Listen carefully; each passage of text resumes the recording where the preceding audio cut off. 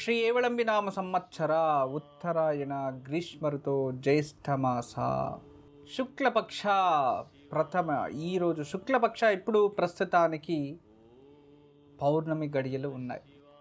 జ్యేష్ఠ నక్షత్రం సూర్యుడు అస్తమించే సమయాన మరియు ఇక్కడ పౌర్ణమి మరియు పాడ్య రెండు సంధిలో జరుగుతూ ఉంది ఈరోజు. అంతేకాకుండా జ్యేష్ఠ నక్షత్రం ఉంటుంది. జ్యేష్ఠాదేవి తెలుసా?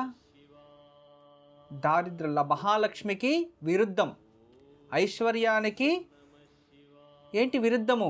దారిద్రం. ఆ దారిద్రానికి అధిపతి ఎవరు? జ్యేష్ఠాదేవి.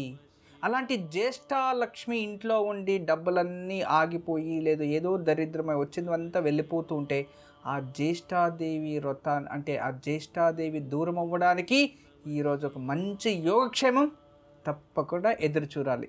అదే ఈరోజు విశేషం. గురూజీ, మరి రుద్రాక్ష మీద చాలామందికి చాలా సందేహాలు ఉంటాయి. అసలు ఈ రుద్రాక్ష మాల అందరూ ధరించచ్చా? ఒకవేళ ధరిస్తే ఎలాంటి నియమాలు పాటించాలో తెలియజేయండి. ఇప్పుడు రుద్రాక్షమాల మాల అంటే పుష్పమాల, స్ఫటికమాల, రక్తచందనపు మాల, రక్తచందనలో మాల, అలా రుద్రాక్షమాల, పుష్పమాల అంటే దేవుడికి అన్ని విధాలుగా అన్ని మాలలు సమర్పణ చేస్తాం. అయితే మనిషికి ఎక్కువగా వివాహ సమయంలో శుభకార్య సమయంలో పుష్పమాల తప్పితే ఎప్పుడు కూడా మాల మనం ధరించుకొని తిరగం. అందువలన ఏదైనా మంగళకార్యం ఎప్పుడు ప్రశాంతంగా ఉన్నట్టు మంగళం శుభం అంటేనే పుష్పమాల కనబడితేనే ఓ పూలు మంగళకరం. కానీ పుష్పమాల మనం వేసుకొని తిరిగితే ఏంట్రా పిచ్చోడు, పుష్పమాల వేసుకొని ఏంటి పూలు మాల వేసుకొని నువ్వు ఇదంతా తిరుగుతున్నాడు, ఇది నీకు బుద్ధి ఎవరు చెప్పేవాళ్ళు లేదా అని వ్యంగ్యంగా మాట్లాడతారు. అందువలన ఏదైనా ఎప్పుడు కూడా మనిషికి మంచిది జరగాలంటే సర్వదా మెడలో ఒక మాల ఉండాలి. మీరు టీవీల్లో ఎక్కువ చూసింటారు అనుకుంటా, దేవతల మూవీసు లేదా పురాణాల్లో చదివింటారు.